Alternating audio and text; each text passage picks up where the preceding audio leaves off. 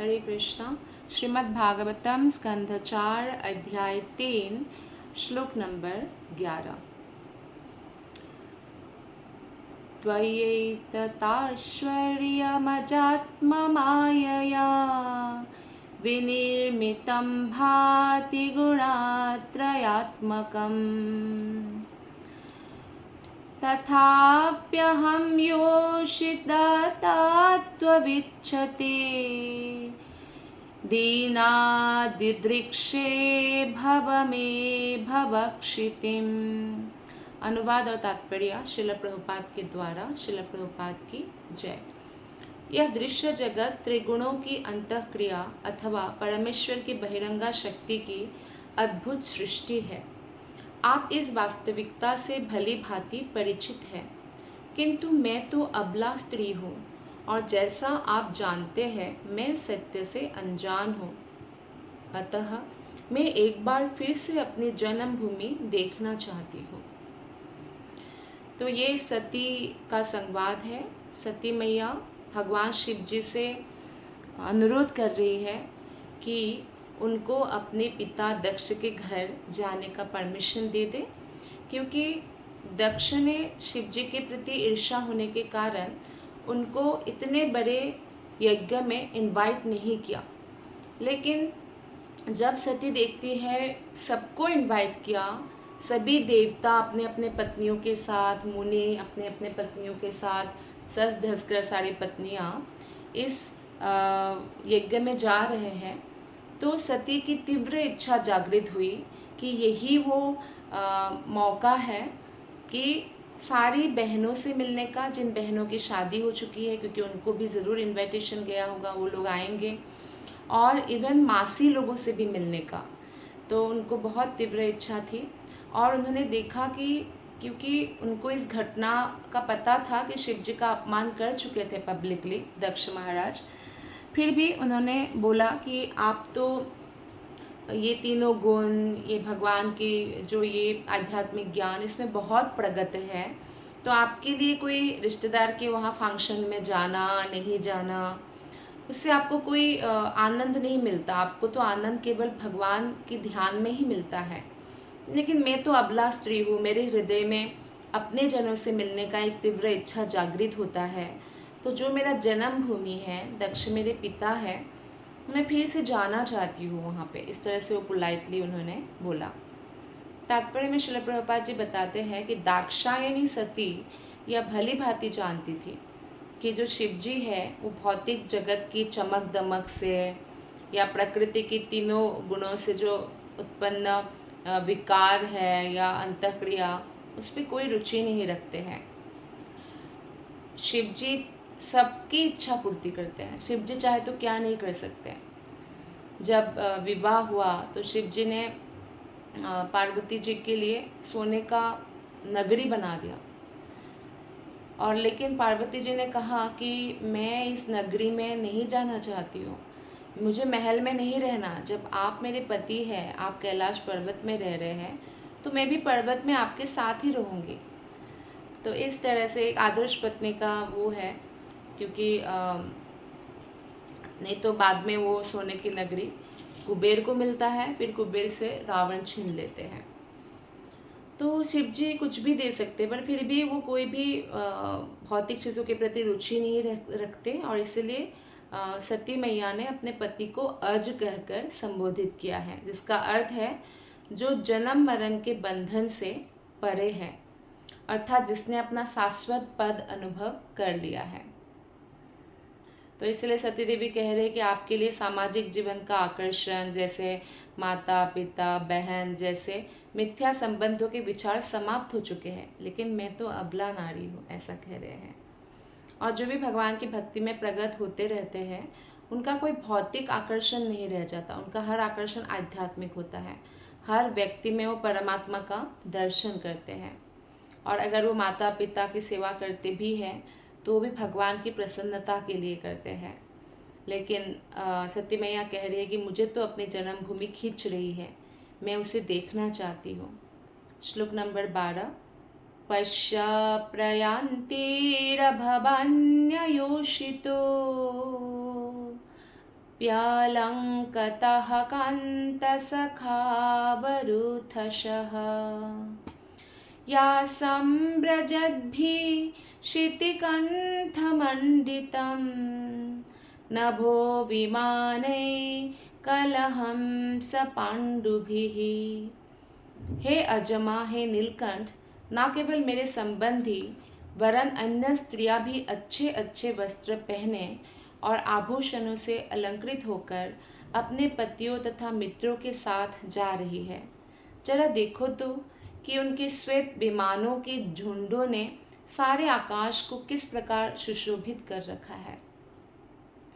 तो जो विमान जा रहा था वो श्वेत रंग का था, सफ़ेद रंग का, और एकदम उज्जवल सुंदर देवलोक का विमान। तो सती मैया कह रहे हैं कि हे नीलकंठ, नीलकंठ उच्चारण इसलिए कर रही है सती मैया कि शिव जी इतने दयालु है कि जब देव और असुर ने समुद्र मंथन किया था भगवान विष्णु के कहने पर, तो हलाहल विष निकला और उस विष को पूरे संसार को बचाने के लिए खुद ही कंठ में धारण किया, जिससे भगवान विष्णु ने उनका नाम दिया नीलकंठ। तो इतने परोपकारी है, तो उनको उनसे इतने दयालुता की तो आशा की जा सकती है कि वो मुझे अपने मायके भेज दे। तो बोल रहे कि देखिए बाकी स्त्रियाँ कितने सज धज कर जो है अपने पतियों के साथ, मित्रों के साथ मेरे ही पिता के घर जा रहे हैं, तो इसलिए मेरी भी जाने की तीव्र इच्छा है। तो इस श्लोक पे शिव जी को अभव कहकर संबोधित किया गया, जिसका अर्थ है जिसका कभी जन्म नहीं हुआ है। सती अपने पति को ये बताना चाह रही थी कि जो उसके पिता के संबंधी नहीं थे, जब वो भी जा रहे हैं और मैं तो पिता के लाडली बेटी हूँ। और सती को ये बहुत विश्वास था क्योंकि उन्होंने हमेशा पिता का प्रेम देखा है। और आप सोचिए कोई लड़की है और उनके पिता ने उनको इतना प्रेम दिया है बचपन से, और विवाह के बाद जो है वो पिता पूरी तरह से बदल जाए तो कितना दुख होगा। तो सती के साथ ऐसा ही हुआ। उनको लगा कि मेरे पिता ही है, नहीं भी बुलाए तो क्या, मैं जा सकती हूँ, मेरा अपना घर है। तो इसलिए वो ये आशा कर रही थी कि शिव जी ने तो विष का समुद्र भी पी लिया था परोपकार के लिए, तो मेरी बात तो मान ही जाएंगे। श्लोक नंबर 13। कथम सुतायः पितृगेह कौतुकम निशम्य देहासुरवर्य निंगते अनाहुता अप्यभियन्ति सौहृदम् भर्तुर्गुरुर्देह कृतच्छ केतनम। हे देव श्रेष्ठ, भला एक पुत्री का शरीर यह सुनकर कि उसके पिता के घर में कोई उत्सव हो रहा है विचलित हुए बिना कैसे रह सकता है। यद्यपि आप यह सोच रहे होंगे कि मुझे आमंत्रित नहीं किया गया, किंतु अपने मित्र, पति, गुरु या पिता के घर बिना बुलाए भी जाने में कोई हानि नहीं होती। आप देखिए यहाँ पे माँ सती भगवान शिव को देव श्रेष्ठ कहकर पुकार रहे हैं, क्योंकि वो देवताओं से, समस्त देवताओं से श्रेष्ठ पद पर है। और वो एक रीज़न दे रही है कि जो पुत्री है, पुत्री का शरीर, यहाँ पे शरीर का मतलब मन भी है, क्योंकि हमारा जो शरीर है, ये शरीर है, ये पंचभूत से बना हुआ है। पृथ्वी, जल, अग्नि, वायु, आकाश, ये एक प्रकार का जड़ है। अगर मन, बुद्धि, अहंकार ना हो, जो सूक्ष्म शरीर हमारा बना हुआ है मन, बुद्धि, अहंकार, तो इस शरीर के अंदर हमारा सूक्ष्म शरीर है, मन, बुद्धि, अहंकार, और उस मन, बुद्धि, अहंकार के अंदर बंदी है आत्मा, जो कारण शरीर है। तो इस प्रकार 3 शरीर है। और जब तक हम केवल ये शरीर छोड़ने से मुक्त नहीं होंगे, जो हमारा भौतिक मन, बुद्धि, अहंकार का शरीर है, जब तक हम वो नहीं छोड़ेंगे तब तक कोई आत्मा मुक्त नहीं हो सकता। तो ये कह रही है कि देखिए विचलित शरीर नहीं मन होता है। तो यहाँ पे सती मैया कह रही है कि एक पुत्री जब सुन ले कि मेरे पिता इतना बड़ा उत्सव करने जा रहे हैं, तो कैसे वो विचलित हुए बिना रह सकता है। तो ये नेचुरल है। तो सती मैया ये भी कह रहे हैं कि हाँ ठीक है, आप सोच रहे होंगे कि मुझे आमंत्रित नहीं किया गया, बेटी को भी आमंत्रित नहीं किया, ना दामाद को किया, लेकिन जो अपने मित्र होते हैं, दोस्त होते हैं, या पति का घर हो, या गुरु का घर हो, या पिता का घर हो, वहाँ बुलाए जाने बिना भी जा सकते हैं। तो यहाँ पे एक पॉइंट है कि बुलाए जाए बिना तो जा सकते हैं, है ना, प्रायर अपॉइंटमेंट लेने की ज़रूरत नहीं है, या वो बुलाएंगे तभी हम अपने परिजनों के घर जाएंगे या गुरु के घर जाएंगे, ऐसा नहीं है।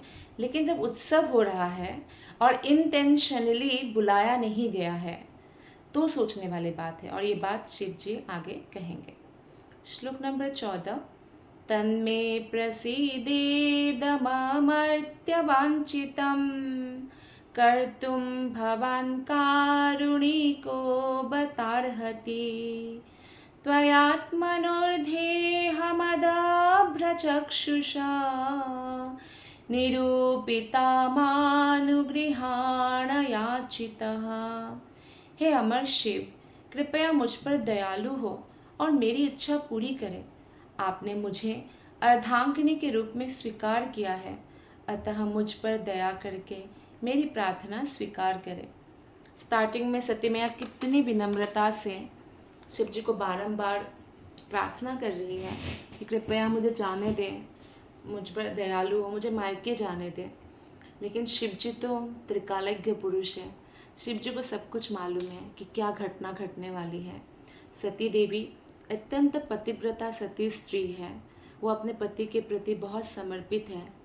तो जब देखेंगी कि दक्ष उनके पति के प्रति कैसा भावना धारण कर रहे हैं और उनका स्वागत नहीं करेंगी तो अपना शरीर छोड़ देंगी। तो शिव जी नहीं चाहते थे ऐसा कि ऐसा घटना घटे, तो इसीलिए शिव जी मना करते हैं। श्लोक नंबर 15। ऋषिरुवाच एवं गिरित्रः प्रिययाभिभाषितः प्रत्यभ्यधत्ता प्रहसन् सुहृत्प्रियः संस्मारितो मर्मभिदः कुवागिषुन् यानाहको विश्वसृजं समक्षतः। अनुवाद और तात्पर्य श्रील प्रभुपाद के द्वारा, श्रील प्रभुपाद की जय। मैत्रेय महर्षि ने कहा कि इस प्रकार अपनी प्रियतमा द्वारा संबोधित किए जाने पर कैलाश पर्वत के उद्धारक शिव ने हंसते हुए उत्तर दिया, यद्यपि उसी समय उन्हें विश्व के समस्त प्रजापतियों के समक्ष दक्ष द्वारा कहे गए द्वेषपूर्ण मर्मभेदी शब्द स्मरण हुआ है। तो जब उनकी प्रियतमा सती देवी ने इतनी प्रार्थना की कि मुझे मायके जाने दो, उत्सव में जाने दो दक्ष के, तो कैलाश पर्वत के जो उद्धारक है महादेव, उन्होंने मुस्कुराया। हालांकि उनको तुरंत सब कुछ स्मरण आ गया कि किस प्रकार समस्त देवताओं के समक्ष, समस्त मुनि ब्राह्मण ब्रह्मर्षि प्रजापतियों के समक्ष दक्ष ने उनका भरी सभा में अपमानित शब्द बोला था, कितना कटु बोला था।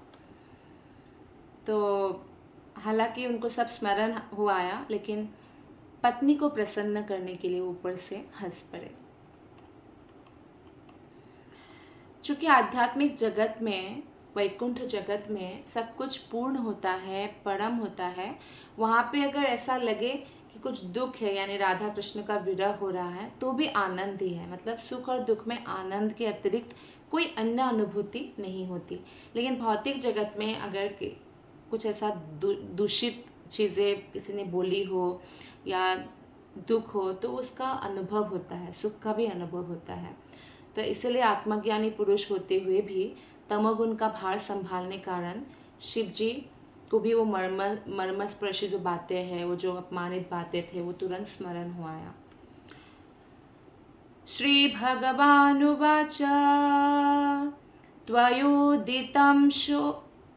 त्वयोदितं शोभनमेव शोभने अनाहुता अप्यभियन्ति बन्धुषु ते यद्यनुत्पादिता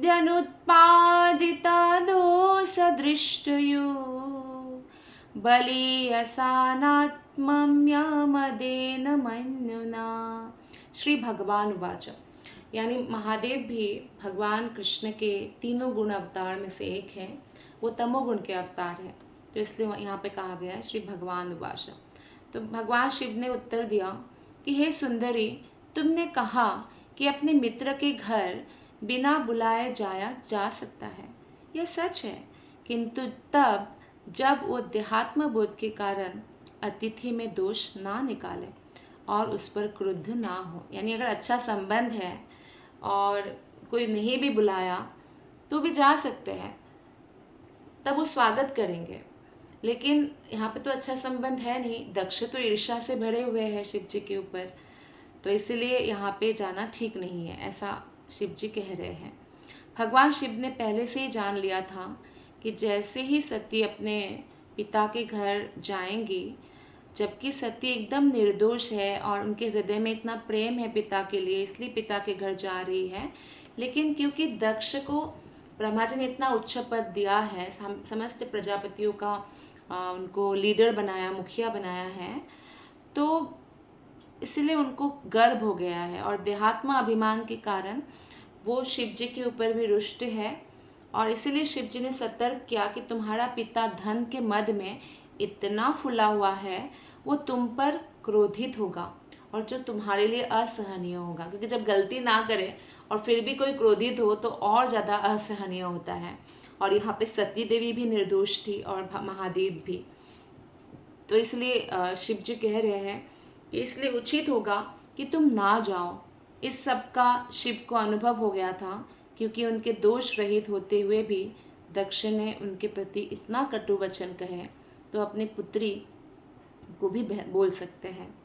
श्लोक नंबर 17। विद्यातोपो वित्तवपुर्वयः कुलै सतां गुणेशद्भ्यरसत्तमेतरै स्मृतो हतायं भृतमान दुर्दृशः स्तब्धा न पश्यन्ति हि धाम भूयसम्।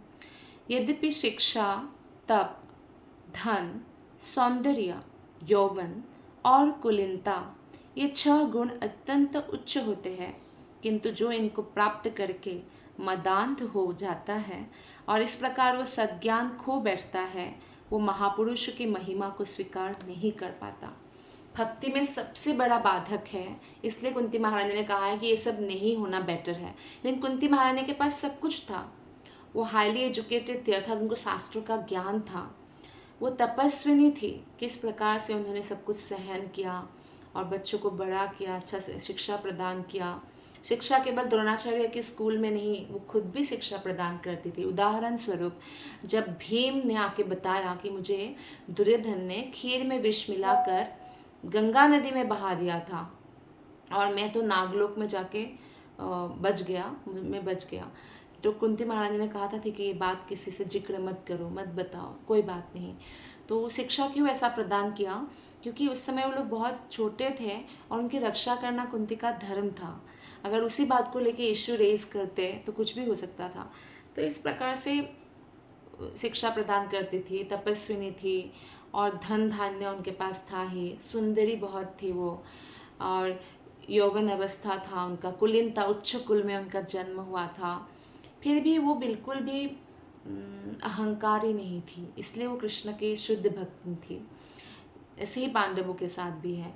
लेकिन जो लोग बहुत हाईली एजुकेटेड हो जाते हैं और एजुकेशन के नाम पर वो इतना अहंकार करते हैं, और जो नॉन एजुकेटेड है उनको नीच देखते कि ये लोग तो अनपढ़ है, गंवार है, इनको क्या आता होगा, तो ये इसको बोलते हैं देहात्म अभिमान में मदान्ध हो जाना, मद में अंध हो जाना। तो ऐसे मद में अंधे व्यक्ति भक्ति में आगे नहीं बढ़ सकते। दूसरा है तपस्या। तो तपस्या में भी कई बार तप करने का अहंकार होता है। जैसे मान लीजिए कोई हर एकादशी निर्जल करते हैं, अगर उनको ये अहंकार हो जाए कि देखो मैं निर्जल एकादशी, हर एकादशी निर्जल करता हूँ, और उसमें मद अंध हो जाए और दूसरों को ऐसे दिखे अरे ये एकादशी के दिन ये लोग फल खा रहे हैं, आलू खा रहे हैं, कितने नीच है ये लोग, क्या भक्ति में आगे बढ़ेंगे। तो ऐसी भावना भक्ति में हमें पीछे भेज देते हैं। और धन तो हमें सबको पता है कि धन कितना जो है अहंकार ला कर देते हैं। सौंदर्य, कोई बहुत सुंदर हो तो भी ऐसा होता है कि वो जो कम सुंदर है उनको कम मानने लगते हैं। या यौवन, ऐसा आपने देखा होगा अक्सर, यौवन एक ऐसा है कि आपको कोई मेकअप करने की ज़रूरत नहीं है। यौवन में हर कोई बहुत सुंदर लगते हैं, बहुत शरीर में एनर्जी होता है, हम कोई भी काम कर सकते हैं, कहीं भी ट्रैवल कर सकते हैं, तो उनको बहुत अहंकार होता है। तो वो लोग बूढ़े इंसान को बुढ़े है, ये हो गया है, मतलब बहुत खराब बोलते हैं। लेकिन वो बूढ़े व्यक्ति भी पहले यौवन में थे और यौवन वाले भी बाद में बूढ़े होंगे, तो ये बात नहीं सोचते। यौवन के अहंकार में आकर वो कैसे भी बिहेव करते हैं, तो यानी वो मदांध है यौवन की शक्ति के कारण। और कुलीनता मतलब अच्छे कुल। कई बार लोगों को बहुत अहंकार होता है, देखो मैंने इस कुल में जन्म लिया, मेरे पिता माता ऐसे हैं, इस उच्च वर्ण में मैंने जन्म लिया, तो वो भी मदांध है। तो ऐसे व्यक्ति जो है सद्ज्ञान खो बैठता है, लोगों के प्रति अपराध करते हैं और इस प्रकार से वो महापुरुषों की महिमा को स्वीकार नहीं कर पाता। जैसे यहाँ पे श्रील प्रभुपाद जी उदाहरण देते हैं कि दूध अच्छा भोजन है। दूध जो गाय का दूध है, खासकर देशी गाय का दूध, वो अमृत है। वो गाय का दूध ही अपने शरीर को पूरी तरह से सारा पौष्टिकता प्रदान कर सकते हैं। किंतु जब वो दूध विषैला सर्प पी लेता है तो विषाक्त हो जाता है। अगर एक पतीला में दूध है और एक कोबरा आके पी लिया तो विषैला हो जाएगा, दिखने पे बस दूध लगेगा। तो इसी प्रकार अगर किसी के पास अच्छी शिक्षा है तो उसको कृष्ण की सेवा में लगाना चाहिए। संपत्ति है, कृष्ण की सेवा में लगाए। सौंदर्य है तो भी अच्छा है, कृष्ण की सेवा में लगा, क्योंकि उनका सौंदर्य देख के, उनका प्रभाव देख के भी बहुत लोग जुड़ते हैं, है ना, कृष्ण से। वो कृष्ण की सौंदर्य दिखाए उनको। या उच्च कुल में जन्म ले, उसकी वजह से अगर लोग उनको रिस्पेक्ट करते हैं तो उसका लाभ कैसे उठाए, सब कृष्ण की सेवा में लगाकर। तो निस्संदेह ये सद्गुण है, ये पूर्व जन्म के पुण्य कर्म के बल पर ही ये सब मिलता है। किंतु जब वे द्वेषपूर्ण व्यक्ति में स्थान पाते हैं तो इनका विपरीत प्रभाव पड़ता है। जो व्यक्ति ईर्ष्यालु है, जिन्होंने अपना गलत गुणों को विकसित कर लिया, तो अगर वो एजुकेटेड है, वो सुंदर है, वो धनी है, उच्च कुल में उत्पत्ति लिया है, तो ये समाज में लोगों को तंग करेंगे, परेशान करेंगे। ऐसे ही है जैसे कि दूध को भी विष बना देते हैं ना सांप पी के, तो वैसे ही ऐसे व्यक्ति ये सब का जो है उसका विपरीत प्रभाव ले आते हैं।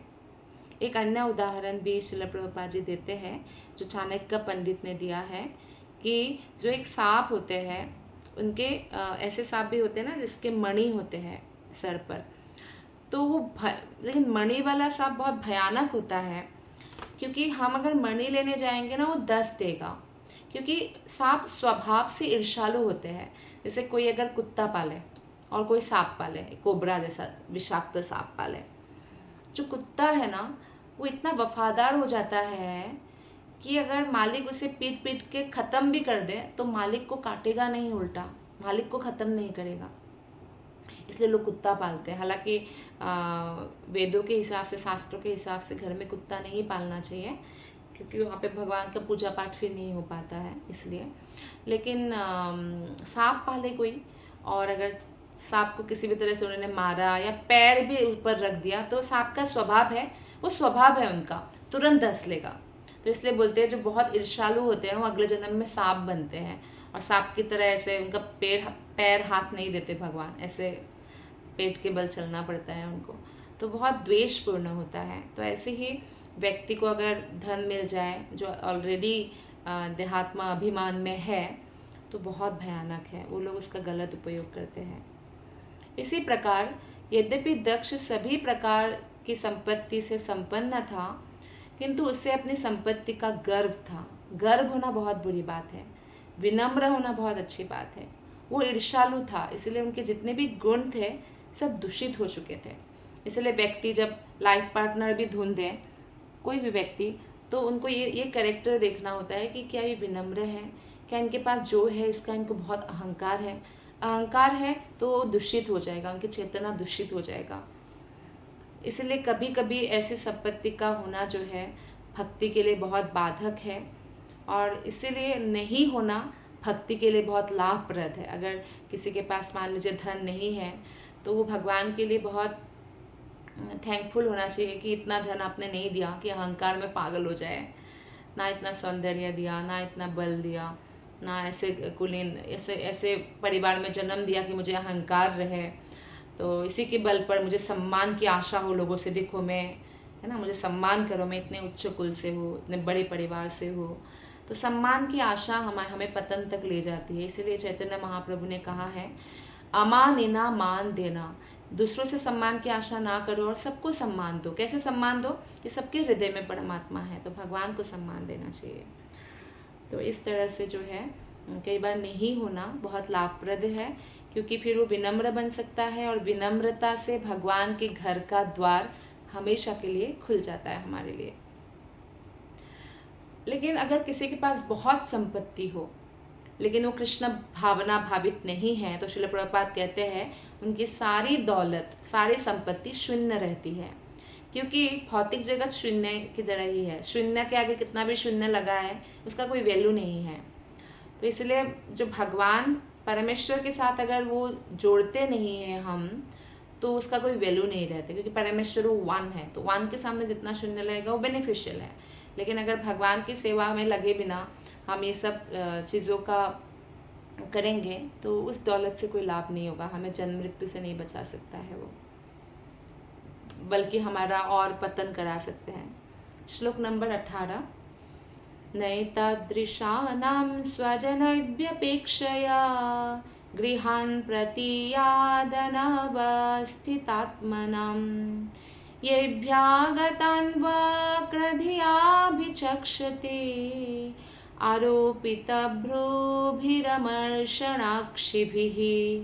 मनुष्य को चाहिए कि वह ऐसी स्थिति में किसी दूसरे व्यक्ति के घर न जाए, भले ही वह उसका संबंधी या मित्र ही क्यों न हो, जब वह मन से क्षुब्ध हो और अतिथि को तनी हुई भ्रुकुटियों एवं क्रुद्ध नेत्रों से देख रहा हो। कई बार ऐसा तनाव होता है रिश्तेदारों में, अगर वो शादी ब्याह में आ जाते हैं तो इतने डिस्टर्ब हो जाते हैं कि ये लोग क्यों आए, हमने तो बुलाया नहीं था। तो ऐसे भ्रुकुटी से देखेंगे, गुस्से से देखेंगे, जैसे जला देंगे, ऐसे गुस्से से क्रोध से देखते हैं। लेकिन आइए, क्रोध से देखने वालों के लिए कौन सा नरक है, श्रीमद् भागवतम पंचम स्कंद 26 चैप्टर से हम पढ़ते हैं।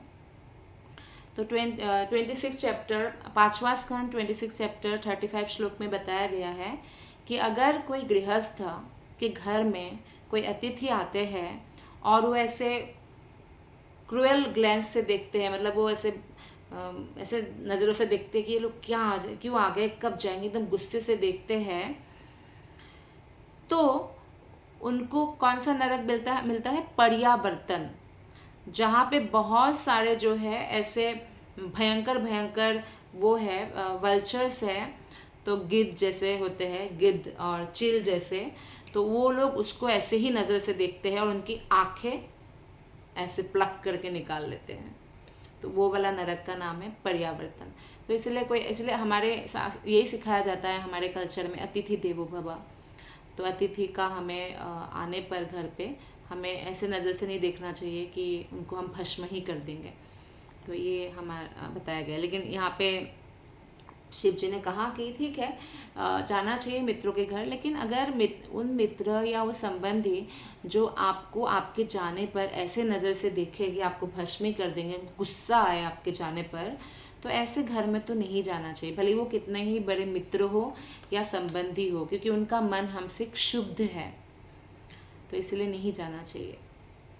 तात्पर्य में श्रील प्रभुपाद जी बताते हैं कि कोई व्यक्ति चाहे कितना ही नीच क्यों ना हो, वो कभी भी अपने संतान के प्रति, पत्नी और संबंधियों के प्रति निर्दयी नहीं होता। कोई बहुत बड़े बड़े गुंडे हैं, भले ही मान लीजिए वो है, कोई चोर है, कोई भी है, हो सकता है बाहर वालों के लिए वो बहुत क्रूएल हो, लेकिन अपने बच्चों के प्रति, अपनी पत्नी के प्रति या अपने मित्रों के प्रति, संबंधियों के प्रति वो निर्दयी नहीं होता।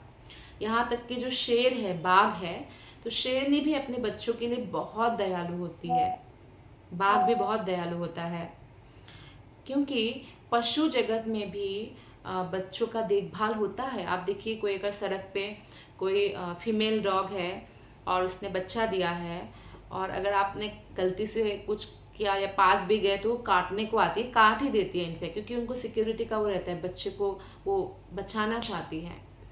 तो चूँकि सती दक्ष की पुत्री थी, अतः वो कितना ही क्रूर एवं दूषित क्यों न रहा हो, इससे अपेक्षा की जाती थी कि वो सती का उत्तम रीति से स्वागत करेगा।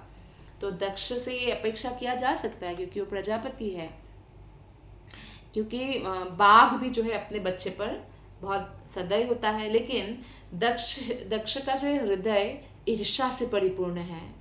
तो बाघ कई बार अपने बच्चों को खा लेते हैं, तो ऐसे ही दक्ष पर भरोसा नहीं किया जा सकता, शिव जी कह रहे हैं। तो इसीलिए मायके ना जाए तो अच्छा है, क्योंकि हो सकता है कि दक्ष अपने ही पुत्री को भी खा जाए। एक प्रकार से ऐसा हुआ भी, सती देवी ने अपना शरीर त्याग दिया था। श्लोक नंबर 19। तथा रिभिर्ना व्यथते शिलीमुखये शेतेर्दितांगो हृदये न दूयता स्वानं यथा वक्रधियं दुरुक्तिभिर्दिवानिशं तत्प्यतिमर्मताडितः। शिव जी ने कहा, यदि कोई शत्रु के बाणों से आहत हो तो उसे उतनी व्यथा नहीं होती जितनी कि स्वजनों के कटु वचनों से होती है, क्योंकि यह पीड़ा रात दिन हृदय में चुभती रहती है। तो ये भगवान शिव कहते हैं, तो बहुत सत्य है। देखिए, जब युद्ध होता है और शत्रु तलवार से काट देते हैं, हाथ में कोई कहीं पे भी चोट लग जाता है, तो कुछ दिन में वो सूख जाता है। और क्योंकि वो ऑलरेडी शत्रु है, वो कुछ भले ही गंदा भी बोले, चाहे लड़ाई में मार भी दे, कुछ चोट भी लग गया, तो वो उतना कष्टदायक नहीं होता। लेकिन अपने प्रिय, अपने घर वाले, अपने जो सबसे ज़्यादा कष्ट हमें कौन पहुंचा सकते हैं? जो हमारे सबसे प्रिय होते हैं, वो कष्ट पहुंचा सकते हैं।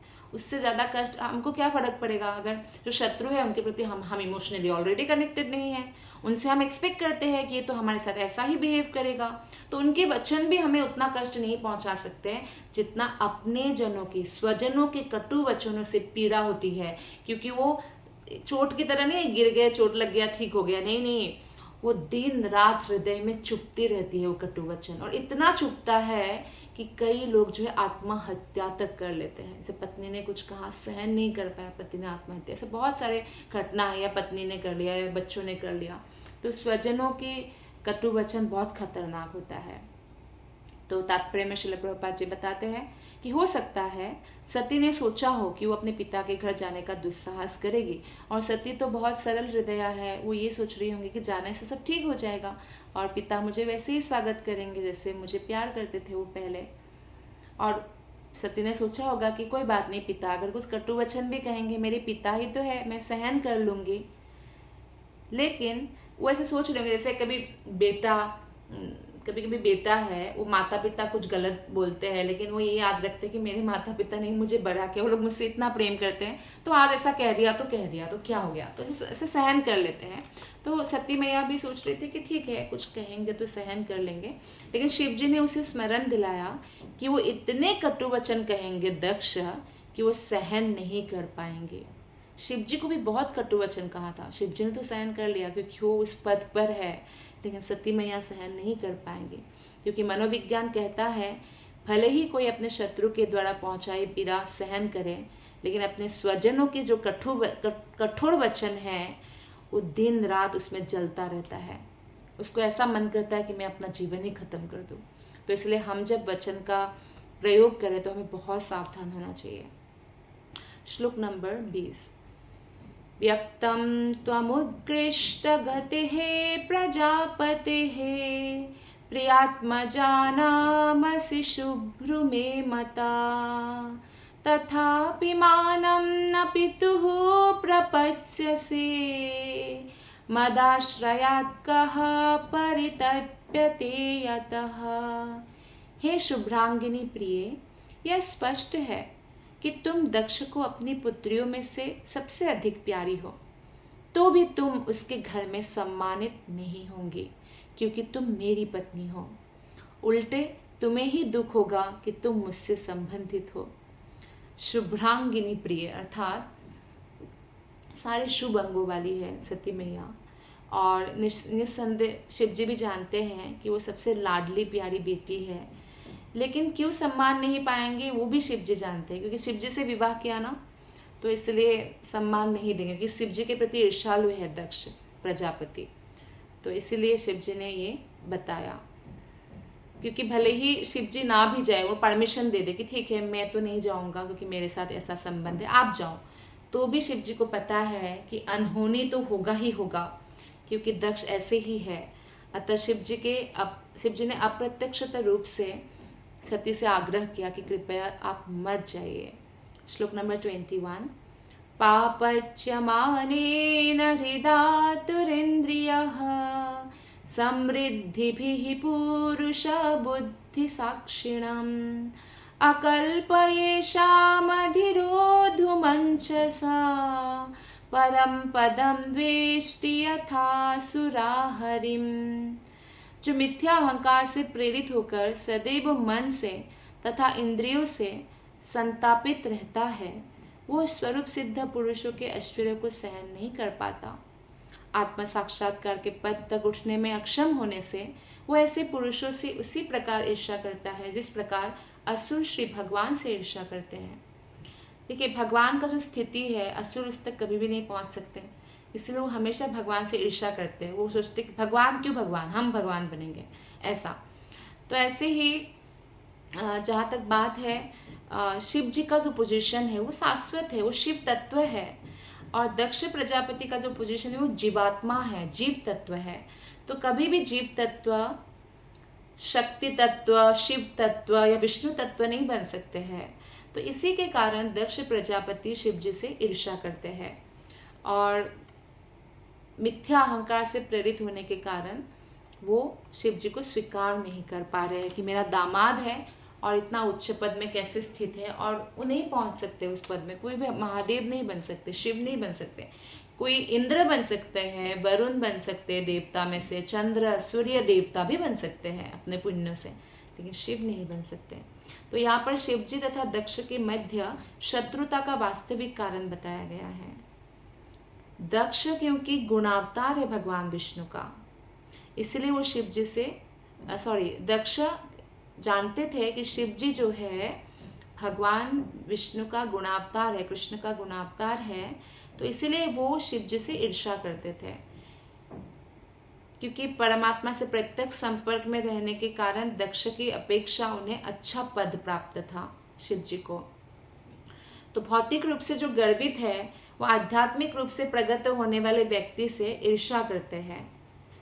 तो इसीलिए जब वो आए और शिव जी खड़े नहीं हुए, बहुत उनको क्रोध आया। जिसकी बुद्धि निरंतर भगवान के ध्यान में डूबी हो, उसका पद अच्युत होता है, अति उच्च होता है, और उसकी नकल कोई नहीं कर सकता। सामान्य व्यक्ति तो बिल्कुल भी नहीं कर सकता। और शिव जी क्यों नहीं खड़े हुए? क्योंकि शिव जी निरंतर आंखें खुली हो चाहे बंद हो, वो भगवान में ही हमेशा लीन रहते हैं। तो भगवान कृष्ण में लीन रहने के कारण उनका मन, वो बाहर क्या घटित हो रहा है उनको ध्यान नहीं था, और जिस कारण से वो खड़े नहीं हुए, लेकिन वो हृदय से सम्मान दे चुके थे। क्योंकि जो भगवान के ध्यान में निमग्न है वो सभी प्राणियों के अंदर भगवान को देखते हैं, तो ऑलरेडी वो उनको सम्मान दे चुके हैं एक्चुअली, उठे खड़े हो चाहे ना हो। तो ऐसे व्यक्ति के प्रति किसी को इससे ईर्ष्या नहीं करना चाहिए। जब दक्ष यज्ञस्थल में प्रविष्ट हुआ तो शिव जी ध्यान मग्न थे, इसलिए उन्होंने देखा ही नहीं, फिर भी उनको शाप दे डाला दक्ष ने, और हमेशा के लिए शिव जी के प्रति बुरी भावना उन्होंने डेवलप कर लिया। क्योंकि दक्ष आध्यात्मिक रूप से उतना जागृत नहीं था जितना शिव जी है, इसलिए वो सोचते हैं कि मुझे कोई भौतिक रूप से नमस्कार करेंगे तभी सम्मान है। चूँकि शिव जी ने उसके भीतर भौतिक शरीर का उनका आदर नहीं किया, तो उनको इसलिए ईर्ष्या हुआ। और ऐसे व्यक्ति कभी भी शिव जी जैसे स्वरूप सिद्ध आत्माओं के पद तक ऊपर नहीं उठ सकते, इसलिए वो ईर्ष्यालु रहते हैं, ऐसा श्रील प्रभुपाद जी बताते हैं। श्लोक नंबर 22। प्रत्युद्गम प्रश्रयणाभिवादनम विधीयते साधुमिथः सुमध्यमे प्राज्ञे परस्मै पुरुषाय चेतसा गुहाशयाय न देहमानिने। हे तरुणी भार्ये, निस्संदेह मित्र तथा स्वजन खड़े होकर एक दूसरे का स्वागत और नमस्कार करके परस्पर अभिवादन करते हैं, किंतु जो दिव्य पद पर ऊपर उठ चुके हैं वे प्रबुद्ध होने के कारण ऐसा सम्मान प्रत्येक शरीर में वास करने वाले परमात्मा का ही करते हैं, देहाभिमानी पुरुष का नहीं। तो ये होता है, ये नॉर्मली होता है कि हमारे घर कोई रिश्तेदार आए तो हम बैठे भी हो तो खड़े हो जाएंगे, जो बड़े हैं उनका चरण स्पर्श करेंगे, जो हमारी उम्र के हैं उनका गले लगेंगे। लेकिन शिव जी कह रहे हैं कि ऐसा कोई कंपलसरी नहीं है।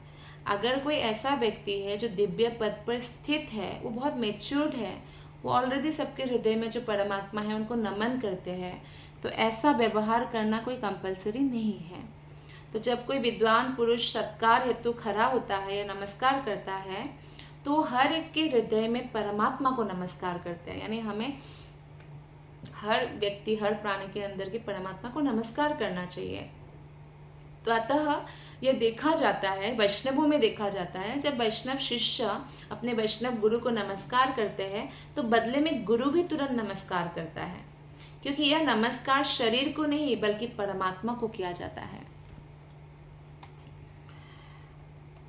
तो वैष्णव शरीर को विष्णु का मंदिर मानता है, इसलिए जब वो स्नान करते हैं अपने 12-13 जगहों पर तिलक लगाते, 12 जगह पर लगा के फिर शिखा पर वो पोंछ देते हैं तिलक को, 13वां जगह है।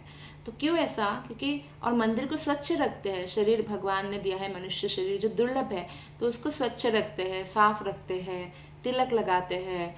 तो इस तरह से वो प्रसाद ही ग्रहण करते हैं, तो मंदिर मानते हैं। श्लोक नंबर 23।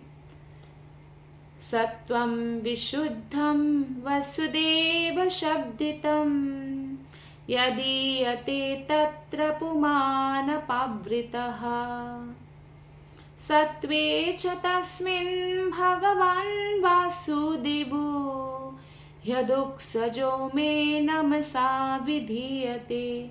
मैं शुद्ध कृष्ण चेतना में भगवान वासुदेव को सदैव नमस्कार करता रहता हूँ। कृष्ण भावनामृत ही सदैव शुद्ध चेतना है, जिसमें वासुदेव नाम से अभिहित श्री भगवान का बिना किसी प्रकार का दुराव का अनुभव होता है।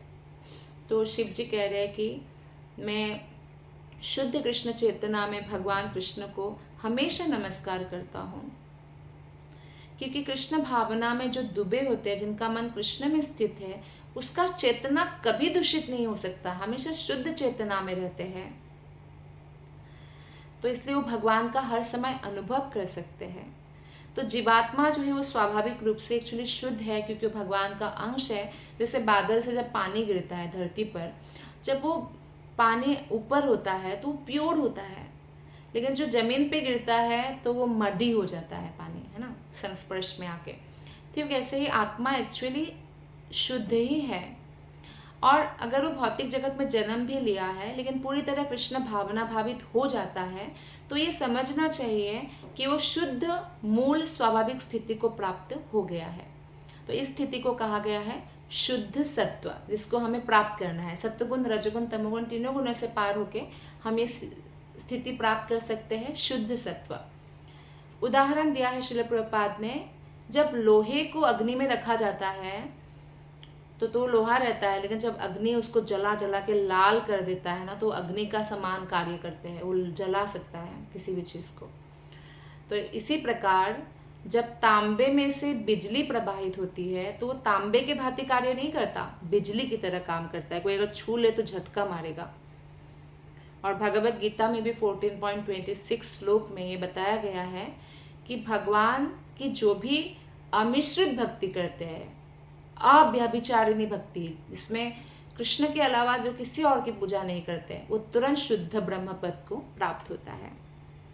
यह श्लोक बताता है कि शुद्ध स्थिति को वासुदेव कहा जाता है, क्योंकि उस स्थिति में भगवान का अनुभव होता है भक्त को। शुद्ध भक्ति में मनुष्य अकारण तथा बिना किसी रुकावट के अपना कर्तव्य मानकर भगवान की सेवा करते हैं। ये नहीं कि भगवान से मुझे कुछ चाहिए इसलिए मैं भगवान की सेवा करूँगा, नहीं, ये मेरा कर्तव्य है। क्यों कर्तव्य है? क्योंकि मैं भगवान का अंश हूँ, और भगवान की प्रसन्नता के लिए वो हर कार्य करता है। क्योंकि इस अवस्था में भक्त के हृदय में परम पुरुष कृष्ण का उदय होता है, तो उसको कहा जाता है शुद्ध सत्व या वासुदेव। श्रीला जीव गोस्वामी ने अपने भगवत संदर्भ में इस वासुदेव अवस्था या शुद्ध सत्व अवस्था को बहुत सुंदर तरीके से वर्णन किया है। वे बताते हैं कि हम जब गुरु को प्रणाम करते हैं ना, ओम अष्टोत्तर शत श्रीमद् एसी भक्ति वेदांत स्वामी प्रभुपाद की जय, तो हम अष्टोत्तर शत जोड़ दिया जाता है। अष्टोत्तर शत मतलब 108, जो सूचित करता है कि वह शुद्ध सत्व या वासुदेव की दिव्य स्थिति में है। वासुदेव शब्द का प्रयोग और प्रकार से भी होता है। वासुदेव का मतलब होता है जो सर्वव्यापी है। जब मनुष्य भौतिक प्रकृति के कलमश से रहित होता है, जिसका मन पूरी तरह शुद्ध होता है, तो वो इस स्थिति में होता है जिसमें उनको भगवान वासुदेव कृष्ण का बोध होता है। और इस पद को कहा जाता है कैवल्य, जिसका अर्थ है शुद्ध चेतना, ज्ञान सात्विकम कैवल्यम।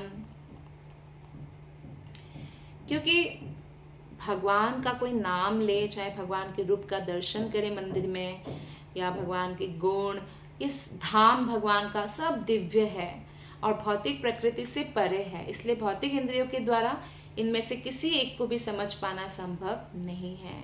तो हमें इंद्रियों को आध्यात्मिक करना पड़ेगा। कैसे इंद्रिय आध्यात्मिक होंगे? जब हम इंद्रियों को भगवान की सेवा में लगाएंगे। जैसे आँखों को भगवान का दर्शन करने में, भागवत गीता पढ़ने में आँखों को लगाएंगे, कानों को भगवान कथा श्रवण करने में, जीवा को कृष्ण प्रसाद ग्रहण करने में।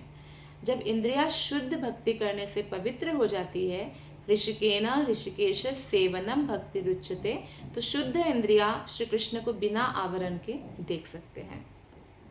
भगवान चैतन्य महाप्रभु ने उदाहरण दिया है कि भक्ति से चेतो दर्पण मार्जनम, भक्ति से मन दर्पण को हम पवित्र कर सकते हैं, फिर हम भगवान को देख सकते हैं। जैसे कोई आईना है, दर्पण है, मिरर, तो उसमें धूल जमा है तो हम अपना छवि कैसे देखेंगे, लेकिन उसको अगर हम साफ कर देंगे तो हम अपने आप को देख सकते हैं। तो ऐसे ही हमारे मन में जो मल है बहुत जन्मों से, भौतिक इच्छाओं का मल, उससे भक्ति करके जब हम मुक्त हो जाते हैं ना, शुद्ध कर लेते हैं, तो हम भगवान का दर्शन कर सकते हैं। भगवत गीता में 8.8 श्लोक में कहा गया है, अभ्यास योग युक्तेना, निर्दिष्ट कर्तव्य को भक्ति करते हुए चेतसा नान्य गामिना, या ईश्वर के विषय में केवल सुनकर कीर्तन करके निरंतर अगर हम श्रवण कीर्तन में लगे रहेंगे ना, तो हमारा भगवान साक्षात्कार हो जाएगा। जैसा कि चैतन्य महाप्रभु स्वयं कहते हैं कि भक्ति योग प्रक्रिया द्वारा श्रवण तथा कीर्तन से प्रारंभ करके मनुष्य अपने मन और हृदय को स्वच्छ बना सकते हैं और भगवान के मुख का स्पष्ट दर्शन पा सकता है। तो शिव जी ने बताया कि चूंकि उनके हृदय और मन में हमेशा भगवान कृष्ण वासुदेव विराजमान रहते हैं, अतः उनका हृदय सदैव वासुदेव की भावना से पूरित रहता है, तो सदैव ही वासुदेव पूर्ण पुरुषोत्तम भगवान को नमस्कार करते रहते हैं। और भक्त का एक और गुण है कि वो कभी आदेश नहीं देते, भगवान आप मुझे दर्शन दो, अपना दर्शन दो, आदेश नहीं देते हैं।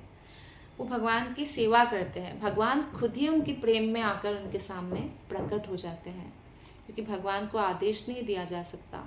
और कई लोग सोचते हैं नहीं भगवान शून्य है, निराकार है। नहीं, भगवान रूपहीन नहीं है, क्योंकि इस श्लोक में कहा गया है कि जैसे ही भगवान प्रकट होते, तो प्रकट है मतलब उनका रूप है, तो भक्त उन्हें नमस्कार करता है।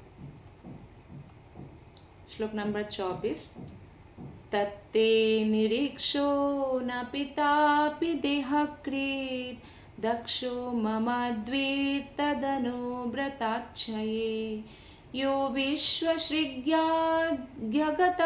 वरोरुमाम् अनागसं दुर्वश्च सा करोत्तिरः। अतः तुम्हें अपने पिता को, यद्यपि वो तुम्हारे शरीर के दाता है, मिलने नहीं जाना चाहिए, क्योंकि वो और उनके अनुयायी मुझसे ईर्ष्या करते हैं। हे परम पूज्य, इसी ईर्ष्या के कारण मेरे निर्दोष होते हुए भी उसने अत्यंत कटु शब्दों से मेरा अपमान किया है। तो कितना सुंदर संबोधन करके शिव जी सत्यमैया से कह रहे हैं कि वो परम पूज्य है। निश्चित रूप से सत्यमैया पूज्य है, पूजनीय है, और उनको शिव जी भी रिक्वेस्ट कर रहे हैं कि आप मत जाइए पिता से मिलने, क्योंकि अनहोनी होगा। देखिए, इतना ईर्ष्या उनके हृदय में भरा हुआ है कि मैं निर्दोष था, फिर भी उन्होंने कटु शब्द कहा था। फिर आज भी ऐसा हो सकता है आप जाएंगे तो। तात्पर्य में श्रील प्रभुपाद जी बताते हैं कि स्त्री के लिए पति और पति जितना पूजनीय होते हैं पिता भी उतना पूजनीय होते हैं, क्योंकि पिता उनको जन्म का कारण है, उनसे शरीर आता है पिता से, पिता बचपन से उनको प्यार से बड़ा करते हैं, और पति के साथ जब विवाह होता है फिर पति उनका दायित्व भार लेते हैं। तो स्त्री पति से भी प्रेम करती है, पिता से भी करती है, दोनों ही उनके लिए पूजनीय हैं। किंतु शरीर को जन्म देने के कारण पिता विशेष रूप से पूज्य होता है। शिव जी ने सती को स्मरण दिलाया, निस्संदेह तुम्हारे पिता मुझसे भी अधिक पूज्य हैं, किंतु सावधान रहना, क्योंकि यदि वे तुम्हें शरीर प्रदान करने वाले हैं, अगर तुम उनको देखने जाओगी तो शरीर तुम्हारा ले भी सकते हैं अपने व्यवहार के द्वारा, और मुझसे संबंधित हो तुम, इसलिए तुम्हारा भी अपमान हो सकता है, क्योंकि किसी भी अपने जनों के द्वारा किया गया अपमान मृत्यु से भी निकृष्ट है। तो इसीलिए दक्ष ने सती मैया को मना किया। श्लोक नंबर 25। यदि व्रजेष्यास्यतिहाय मद्वचो भद्रं भवत्या न ततो भविष्यति संभावितस्य स्वजनात् पराभवो यदा स सद्यो मरणाय कल्पते। यदि यह शिक्षा के बावजूद मेरे वचनों की उपेक्षा करके तुम जाने का निश्चय करती हो तो तुम्हारे लिए भविष्य अच्छा नहीं होगा। तुम अत्यंत सम्माननीय हो, और जब तुम स्वजन द्वारा अपमानित होगी तो यह अपमान तुरंत ही मृत्यु के तुल्य हो जाएगा। तो बहुत सुंदर सलाह दे रहे थे शिव जी, क्योंकि शिव जी को भविष्य पता है और सती मैया को जाने से रोकने के लिए वो हर प्रयास कर रहे हैं, क्योंकि सती देवी अत्यंत सम्माननीय व्यक्ति है, वो भगवान की बहिरंगा शक्ति है और शिव जी की पत्नी है। और निश्चित रूप से शिव जी को पता है कि मैंने इसीलिए आपको शिक्षा दिया क्योंकि वहाँ पे आपका अपमान होगा। कौन ऐसा व्यक्ति होगा जो अपमानित होने जाएंगे? तो इसलिए अगर मेरे, अब शिव जी ने कोई ज़बरदस्ती भी नहीं किया कि रोक दिया, बंदी बना दिया, ऐसा नहीं। शिव जी ने कहा कि मैंने जो बोलना था वो आपको बोल दिया, वो शिक्षा मैंने आपको दे दिया। फिर भी अगर आप मेरी शिक्षा की उपेक्षा करते हो, आप बात नहीं मान के पिता के घर जाना चाहते हो, लेकिन फिर आपका भविष्य अच्छा नहीं होगा, क्योंकि आप बहुत सम्माननीय हो और वो आपका स्वजन होकर भी आपका अपमान करेंगे, जो मृत्यु तुल्य कष्ट आपको मिलेगा। और कोई भी पति अपने पत्नी को कष्ट में नहीं देखना चाहिए, खासकर शिव जी जो बहुत फेमस है अपने पत्नी को प्रेम करने के उसमें। जैसे जब समुद्र मंथन से लक्ष्मी देवी प्रकट होती है तो देखती है कि किसको वरमाला डालें, तो देखते हैं कि शिव जी जो है बहुत एक तो एक पत्नी व्रता है ही, और वो बहुत ज़्यादा जो है अपनी पत्नी से प्रेम करते हैं। लेकिन भगवान विष्णु को ही उन्होंने डाला, कि लक्ष्मी विष्णु को बिलोंग करती है। लेकिन शिव जी नहीं चाहते थे कि ऐसे सती मैया का अपमान हो। तो इस प्रकार श्रीमद् भागवत के चतुर्थ स्कंद के अंतर्गत श्री शिव तथा सती का संवाद नामक तीसरे अध्याय के भक्ति वेदांत तात्पर्य पूर्ण हुए। आप सबका हृदय से बहुत बहुत धन्यवाद। ग्रंथराज श्रीमद् भागवतम की जय, श्रील प्रभुपाद की जय, गुरु महाराज की जय, अनंत कोटि वैष्णव वृंद की जय, आप सभी की जय। All glories to Guru Maharaj, all glories to Guru Maharaj, all glories to Guru Maharaj. Hare Krishna.